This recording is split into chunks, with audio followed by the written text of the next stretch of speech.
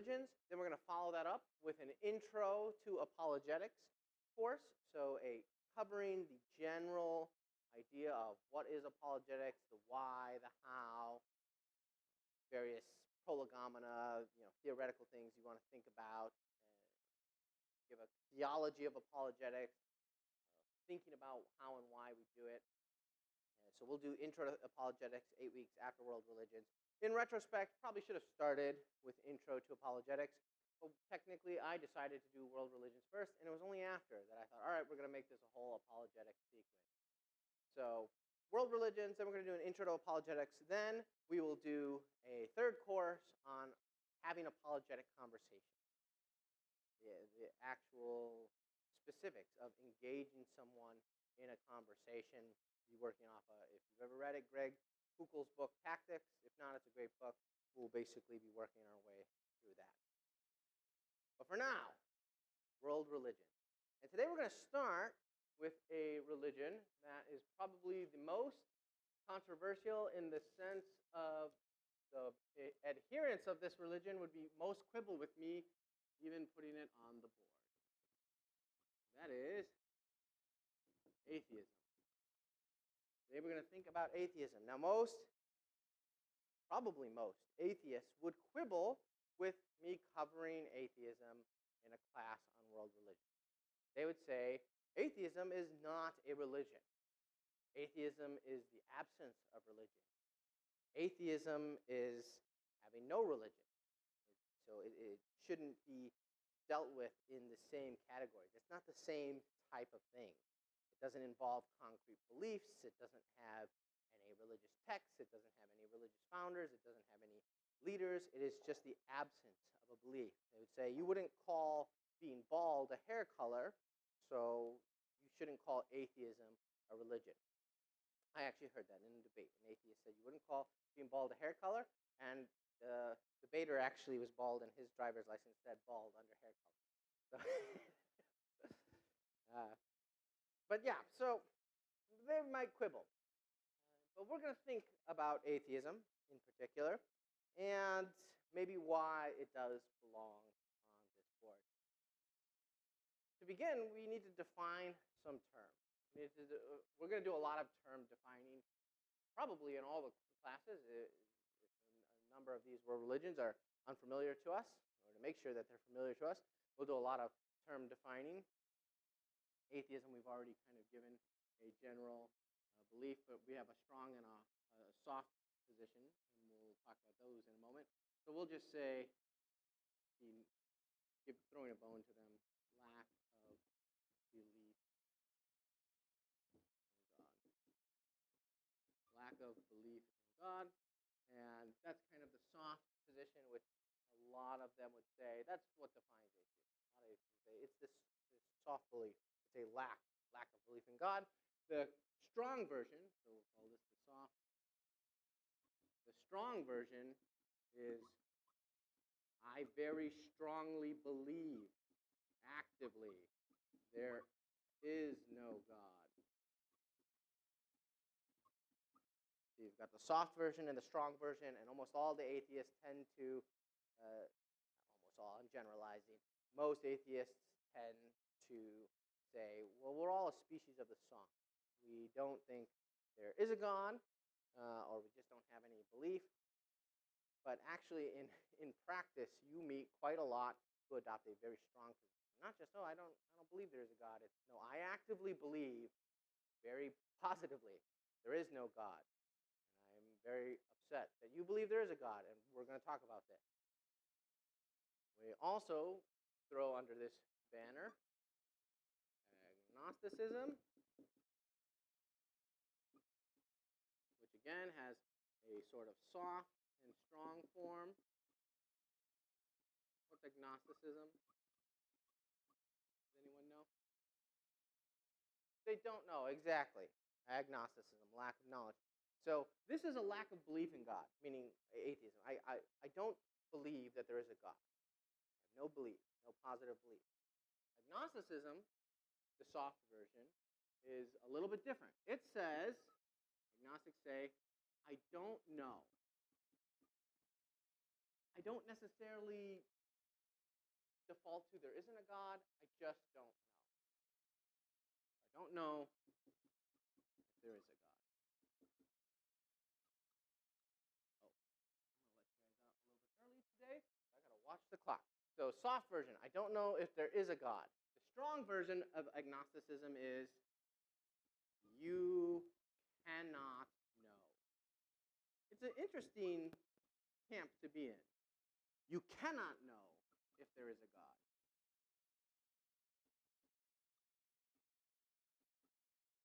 It's weird, but you do meet strong agnostics who they aren't saying there is no God. They're not saying there's no God. They're saying you cannot possibly know. I don't know, you don't know, and we have to leave it at that. Where we exist in this world, the amount of knowledge we have, it is simply not possible to know. Throughout agnosticism, atheism, and involved in both of these ideas, but particularly atheism, there are a number of philosophical underpinnings that we probably also need to start defining for ourselves. Some of the key ones are materialism, and we'll also put here physicalism. And we should also probably put here naturalism. These are all sort of the same boat. And then we can't not get to nihilism, depending on how you say it. So there are usually, again, just as with a religion, you're going to have official dogma. And atheists won't like me saying it like that. But you have your official dogma. But that's very different than what the people in the pews necessarily believe. That's why you can go to a PCUSA church today that still has on its website the Westminster Confession of Faith, and you ask the random person in the pew, what does the Westminster Confession of Faith say, and they have no idea. And in fact, they believe many things that are fundamentally opposed to it. So you have a difference, ever always, between official dogma, official practice, and what people actually, who identify with a religion, what people actually do in reality. Many people will identify as Christians or many other religions who won't necessarily know their own self-professed faith that well, or actually be quite in odds to it. And you have a similar dynamic in atheism, I would argue. But underlying at least most popular atheism are certain key philosophical presuppositions. These are ideas about the world, ideas about what is true of the world that kind of operate as a base. This is the base from which we operate on as an atheist. And the three big ones are materialism, physicalism, naturalism, philosophical presuppositions, ideas about what is true of the world that underlie atheism. In many ways, these are treated as synonyms, depending on who's talking. And there's reason for this. There's some slight variation, and we'll get into that a little bit. When you think materialism, what comes to your mind? There's a technical philosophical use of this term, and then there's a popular English use of this term. So when you think materialism, what comes to your mind? Yeah, matter, right? And that's in fact the key. It's from which we get the name. Where in philosophical materialism, matter is all there is with a qualifier. So materialism here, we're not talking about like, oh, I'm materialistic, like I like things, I care about, the popular usage of materialism in English. No, we're talking about philosophical materialism. Matter is all there is. Now, they would all qualify that. They would all qualify that and say, well, yes, we understand, like technically, scientifically, when we're talking about physics and quantum physics and things like that, matter is different than energy, is different than forces. Force is not matter, at least as far as we understand it currently. No one would call gravity matter. And so we're not saying gravity doesn't exist. We understand that we have to qualify matter as all that is. when this was formulated and when it was put this way was back in earlier understandings of the world, where they, at the time, would have thought there is some sort of physical particle or something that is operating on gravity. So ultimately, gravity can be reduced to matter. Nowadays, we would say, no, not literally matter is all there is, but everything is basically reducible to matter, to the material world, which is also our definition of physicalism, which is the physical is all there is. Again, basically a synonym. Physicalism is, as a word, is kind of trying to address the weakness of, okay, well, we know not literally matter. There's also forces. There's also energy. The physical is all there is. And so how would a materialist, how would a physicalist deal with something like math or love or truth, right? Okay, I have a feeling. This feeling is not matter. How do we account for this? Or math, right? The two or three. There's 3 books right there. That's physical, but what about 3 itself? What is 3? How does a materialist or physicalist deal with this? Ideas? Put yourself in their shoes. I know no one here is a materialist. I know no one here is a physicalist. But put yourself in their shoes. How do you deal with what seem to be clear-cut existence of non-tangible reality? Lexi.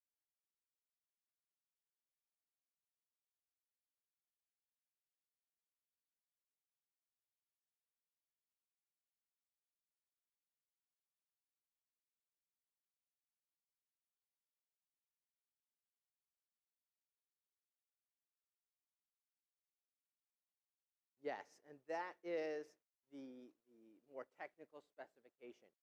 Okay, it's not that matter is all that exists, but everything is reducible to matter. Meaning, yeah, we can talk about love as a thing that exists. A very technical materialist would not say love does not exist. They would say it is reducible to a physical apparatus. Love is chemical interactions happening in the brain, being interpreted by other chemical reactions happening in the brain, which are chemical reactions, which is ultimately reduced to particles bouncing around. So everything is ultimately reducible to matter. They would do the same thing with math. Number. A number, well, that's just an idea. An idea is just in your brain, and that's just electrical movements in a physical system. It's all ultimately reducible to the physical. Matter is all there is. Physical is all there is. Naturalism is, again, these are all kind of the same thing, but with different emphases. Naturalism is, there is nothing outside the natural world. Technically, if you are a materialist or a physicalist, there is theoretically the opportunity for you to discover something that might, like we could discover a love particle. Okay, so there's this thing that actually moves around. Now we have to be open to describing love in a new way. There's always a theoretical opportunity to discover what physicalism and materialism seems to rule out, at least currently by our current scientific knowledge. Naturalism is a little stronger, but again, they're all basically the same thing.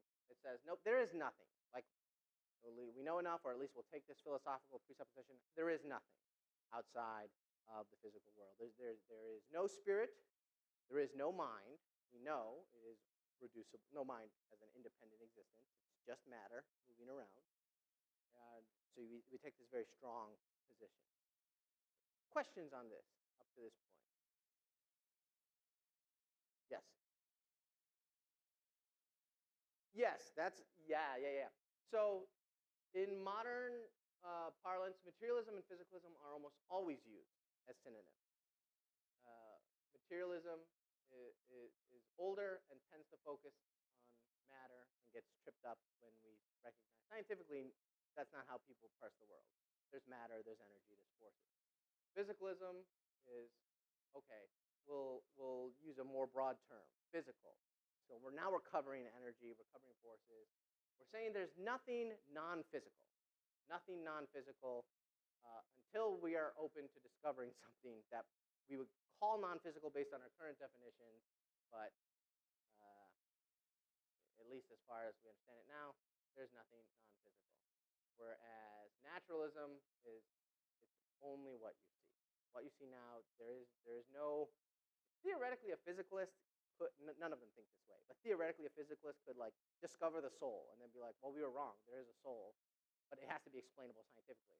Theoretically, we have to be able to put it in a jar if there is one. We can catch it. We found it. A naturalist says no. That kind of stuff does not exist. We know. We know there's a sharp delineation between the physical world and the immaterial world, and the immaterial world does not exist unless you define it materially. I don't know. I think kind of just said the same thing. Sorry, that didn't help. Other questions? All right. One of the things that is really important when we think about atheism, which comes up, and I'm actually going to erase some of this, if that's okay, and move nihilism up here, is this idea of nihilism.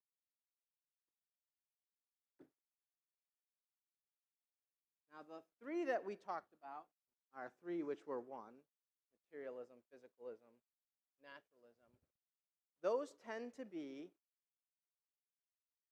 it's an asterisk because you never know what crazy person you'll meet. Those tend to be universally held philosophical presuppositions of atheists. We all tend to consciously say, yes, I'm a materialist, I'm a naturalist, I'm a physicalist. This next one is not that way. This is not an underlying presupposition of atheism. But I think it's maybe more intertwined to the heart of it than atheists would necessarily recognize. And that is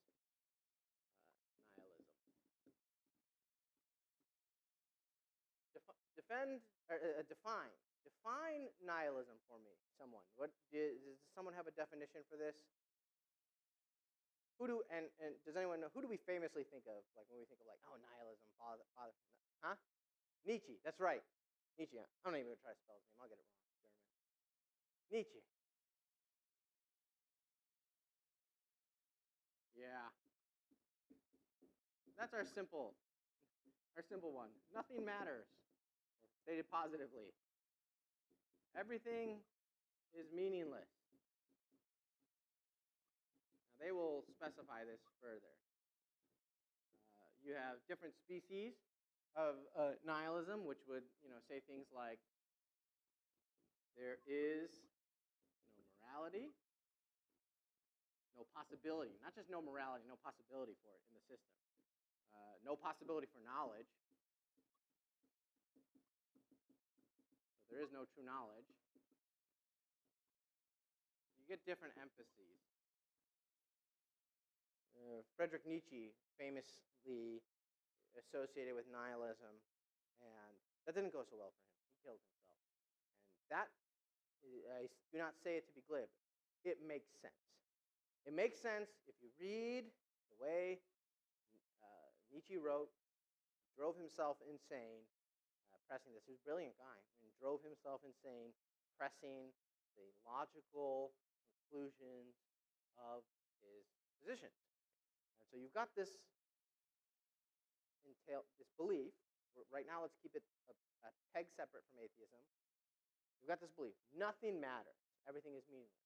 But you can see how that relates, right? That relates to the ideas of materialism, physicalism. Okay, well, if everything is all matter, it's all just particles ultimately bouncing around. It's energy and its forces, but there's nothing ultimately conscious. And in fact, our consciousness is in one sense kind of an illusion. It's all reducible to physical material. There's nothing outside of that.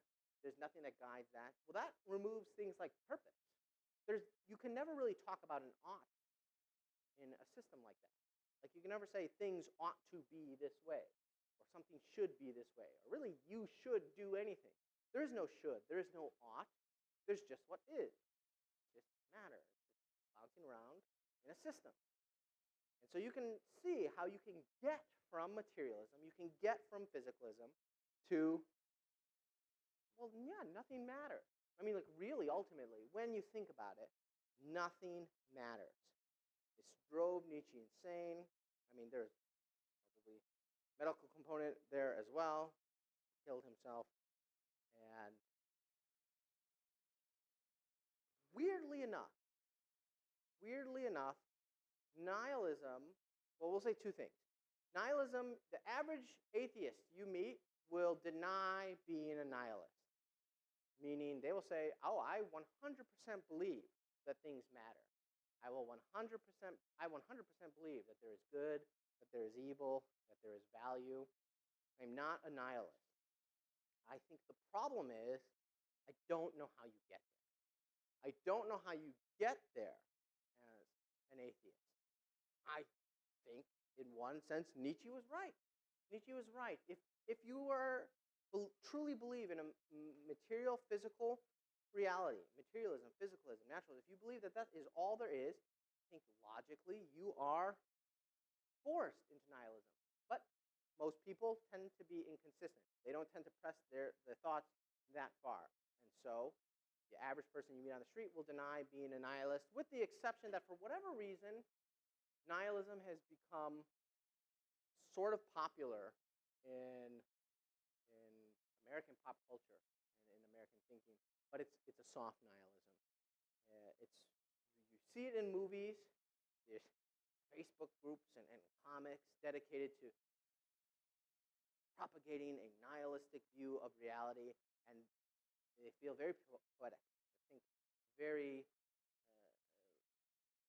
very profoundly. Like, oh, this is a profound realization. That will actually lead to your happiness. It's weirdly popular. You'll hear things like this. I remember this from a television show. So this was even 20, 25 years ago, but it's exploded even since then. But I remember a television show.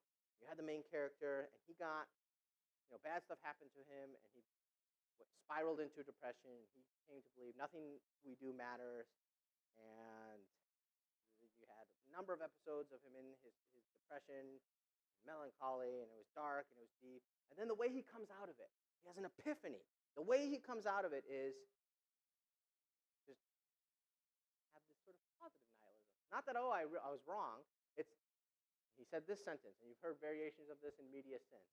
He said, I realized, the tear line, you're supposed to, so beautiful. He says, I realized that if nothing we do matters, then all that matters is what we do. It's supposed to be, oh, wow, so profound, so beautiful. If nothing we do matters, then all that matters is what we do. And then he had his new lease on life. And you get this in media all the time, this idea that, like, yeah, you could be a nihilist, and what nihilist actually does is it gives you the most value. It gives you the most beauty, the most profundity, because it strips away all externals, and it lets it be just in you. It lets it be just in you, and you get to define it yourself, and you get to have it, and it gets to be meaningful, and it gets to be real for you, totally stripped of anything from the outside. So actually, there being no outside meaning is fine, because then you get to have the most special, most satisfying meaning yourself. Weirdly popular. It just doesn't work. It just doesn't work. That's not the conclusion. If nothing we do matters, then all that matters is what we do. It's like, nope, what you do still doesn't matter. The conclusion does not work. It does not follow. You have a particular strain of an avoidance of the logical conclusions of your position. Where's my eraser? I think, in one sense, as I said, nihilism, if you are a materialist, nihilism is correct. One of the things nihilism is very pessimistic about is not just morality, but knowledge. You can't have any knowledge. And I think if you grant their assumptions, if you are a materialist, if you're a physicalist, that's correct. You cannot have any knowledge. And so here's the basic argument. In fact, I'm forgetting the name. This was his proof that there was no God. There could be no God. Not just that there was no God, but there could be no God. He said, God is omniscient. He knows everything. That's not possible. Not just, I don't think there is, not just there isn't. It's actually not possible. It's not possible for there to be God, and this is how he did it. He said, let's draw a circle, and this is all, any circle. This is your sphere of knowledge. This can be God's sphere of knowledge. And so you have dots, and these dots will be knowledge. Knowledge X, knowledge Y, knowledge Z. So you've got to get all the knowledge inside the circle, or have it inside the circle, to be omniscient. So he conceives of knowledge this way. Knowledge is having something inside your circle, right? Now I've got my sphere of knowledge. There's points of knowledge out there. If it's inside my sphere, then I know it. Right? So this could be your circle, this could be anyone's circle. That's how you know things. What's in the circle is what you know. And he said the problem is the moment you get everything inside, all the dots inside the circle, all knowledge is known by a single person, whether you got them in there or they started in there, whatever. The moment you have all the dots in the circle, he says, a new dot appears. And this new dot is, I know everything. Because if you know everything, then this is a fact, isn't it? And now it's a new fact, and you have to know this fact. And he said you can never move this one in. Even if you know theoretically everything else, you can never know that you know everything, because what if there's something out here you don't know? He says, by definition, you don't know it. It's outside your sphere of knowledge. You can never know if there's something out there you don't know. He says God can never know if there's something that he doesn't know, and therefore he can never know if he knows everything, and therefore he can never know everything. It's philosophical gymnastics. But I think this causes a bigger problem than, I'm forgetting the fellow's name, Michael. It causes a bigger problem than he realizes. This is not an argument against God's knowledge, because first of all, I'll give you the first of the response to that. God doesn't know things like this. We know things like this. We move circles, we move dots into things, and we have other ways of knowing. We move points of knowledge into our sphere of knowledge. That's not how God knows. God isn't a circle on the whiteboard. He's closer to the whiteboard. He's why I can write anything up here in the first place. So it's a totally different category of thinking. But this doesn't present a problem for God. It presents a problem for us. Because think about it. Any one given point of knowledge, anything, math, anything, 2 plus 2 is 4. That, if you zoom in, is composed of lots of other facts. And if you zoom in on those are composed of lots of other facts. You can never move a dot into your circle because you're never sure if there aren't other things that are relevant outside of your circle. It's just not possible to know anything. You always will be wondering, is there something about this that I don't know? If you're thinking, there's something about this that I don't know, and therefore that affects, right? Like what if I say, oh, I know this person, X is my friend. I know Bill is my friend. I know it. That's knowledge. What if Bill is secretly a paid assassin who's just befriending me to kill me ultimately? Well, then he's not my friend. And the thing I think I know, do I really know it? No, I don't. So I don't know it because there's relevant information that I don't know. And that happens for everything. As much as you might think, well, no, you press it, anything. Like I know my shirt is blue. We'll press that. We'll press whether there's relevant information that you don't know, that you're secretly colorblind, that today the light's working differently, that the entire population has lied to your whole life, and that's not really blue. There's always information you can theoretically press, and the actual problem is not, can God know everything? The actual problem is, how can we know anything? I think the nihilists are right. If you live in a materialistic world, if you live absent God, if you live absent a foundation for truth, then you do have a problem. It is, I can't really know anything. I can't know anything, or there isn't, the strong version, there isn't actually even a thing such as knowledge. Because if it's literally impossible for anyone to know anything, there isn't even really a thing called knowledge. And there certainly isn't a thing called morality or truth or ought. Questions at this point? So here's the thing. The atheists you meet, as I mentioned, will, by and large, not take so extreme a view. You ask the average person who identifies as an atheist, can you know stuff? They would say, sure we can. But the question is whether that's justified, whether that's coherent, whether that's logical. I like listening to physicists. I like physics and math, and I like watching. I don't understand it, but I like watching it and pretending I do. And there's this one physicist, he's an English physicist, his name's Brian Cox, and he's an atheist, and he was talking about how he was invited to give some presentation. I think it was a video, actually, he had to make. Video he would make for some summit of leaders, and he was so proud about how he snuck in a kind of like moral jab at being responsible for the environment and global warming. And he said it was something, it was like very fast, and he was very proud of how he snuck it in. It was about how, what if this planet is unique? What if this is the only place that there is life? Then this is something very special. And if you ruin it, and we destroy this, and life as we know it ends, not life as life period ends, you will be responsible for that. And it was supposed to be this big emotional, like, I snuck that in. And all I could think was, what does that mean, you will be responsible for it? There's no planet Earth in a million years. You don't exist. There's no you. That's a meaningless thing. Like, that was supposed to be like, beautiful is supposed to feel the weight of the moral responsibility. But if there is nothing non-material, then it's a meaningless statement to say you will be responsible for something that happens 100 years from now. You do not exist 100 years from now. That doesn't mean anything. And so one of the things I think we're always doing is kind of pressing that.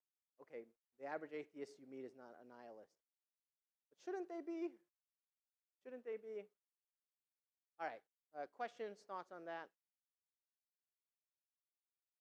A lot of heavy thinking. So if you came in late, what we're doing is we're doing 8 weeks on world religions.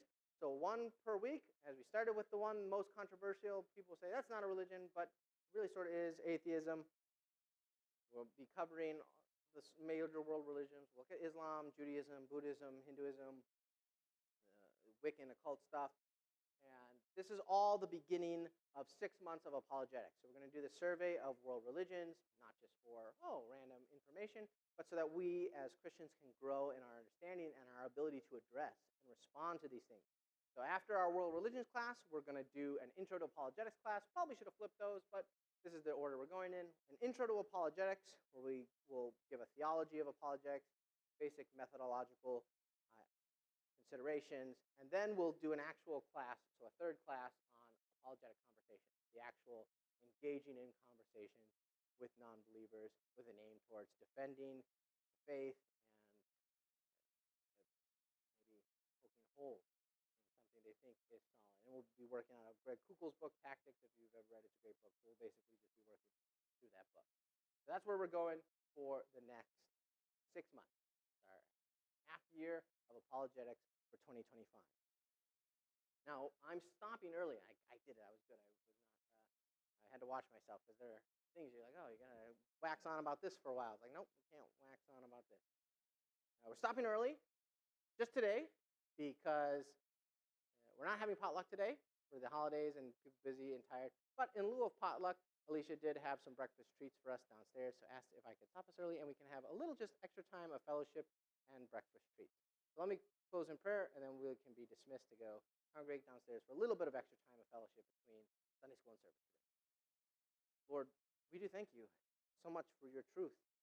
We do thank you for your word, and we ask that you would help us to be able to see and discern the lies, and we ask that you would protect us from these. It's very easy, even if we're not atheistic, we don't identify as materialistic or as physicalists, it's very easy for these ideas, even still, to penetrate and infect the way we think about you and the way we think about the world. So help us ever always to be conforming our thoughts to truth, to your revealed truth, to your word. And help us to be able to faithfully respond to the lies of the world. We pray all this in Jesus' name. Amen. All right, so we got a little extra